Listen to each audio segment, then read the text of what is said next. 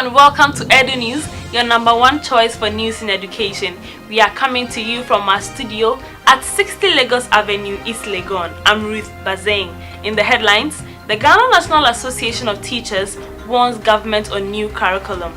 Some teacher unions resist privatization of public basic education in Ghana. On the international front, Rwandan students to sit for standardized end-of-year examinations. And in the UK, school lessons to cover sex and mental health education in new curriculum. These and many more stories coming up shortly. Do stay tuned.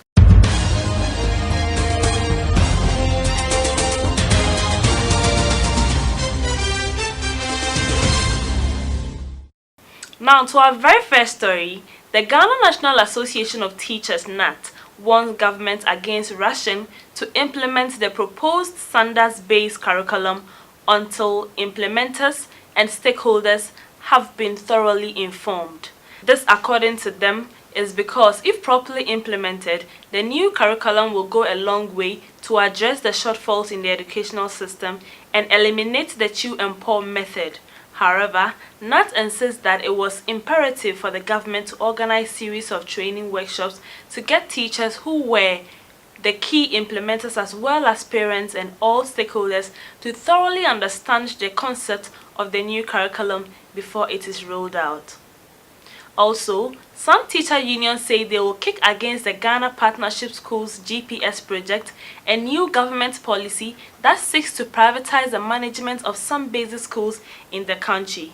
The teacher unions include the Teacher and Educational Workers Union of Ghana, the Coalition of Concerned Teachers, the National Association of Graduate Teachers (NAGRAT), and the Ghana National Association of Teachers. 11 Ghanaian students have received awards for winning the Resolution Project Pitch Contest as part of this year's Harvard National Model United Nations Conference in the United States of America. For their rewards, the group wins a total of $10,000 grant to enable them undertake various social development interventions in their home country within the framework of the Sustainable Development Goals (SDGs) of the United Nations. Let's go for a quick breather. We'll be back with international news.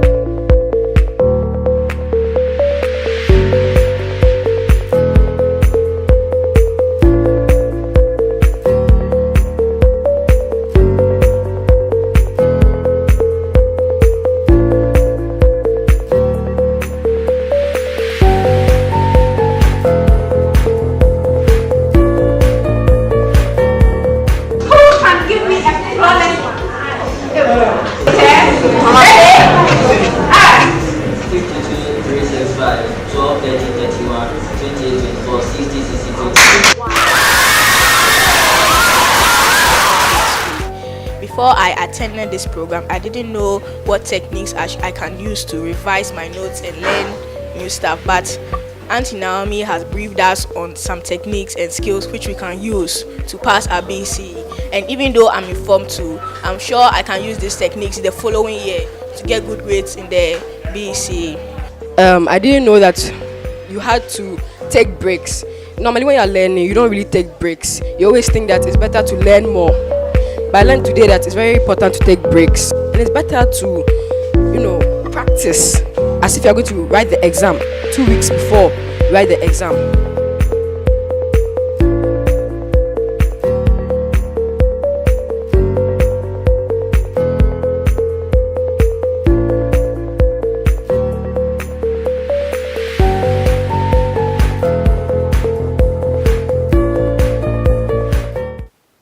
On the international front, all pupils and students in Rwanda will be required to sit for standardized end-of-year examinations starting next academic year, according to the Ministry of Education. This means districts will be responsible for certain uniform examinations for each class. The Minister of State in charge of primary and secondary education, Isaac Munyankazi, says this will help rank schools, identify the gaps in the education system, and extend support to those who need it. And in the UK, the Department for Education has introduced fresh guidelines for sex and health education across England.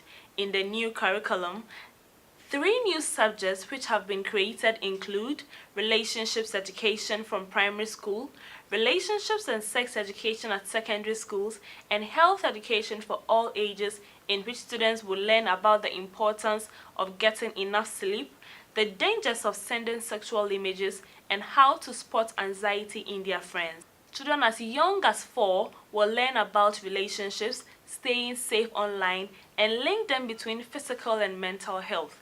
This is all for EDU-NEWS, but before we go, a recap of our headlines. The Ghana National Association of Teachers (NAT) warns government on new curriculum. Some teacher unions resist privatization of public basic education in Ghana. On the international front, Rwandan students to sit for standardized end-of-year examinations. And in the UK, school lessons to cover sex and mental health education in new curriculum. Thanks for watching EDU-NEWS. I'm Ruth Bazing. See you same time next week.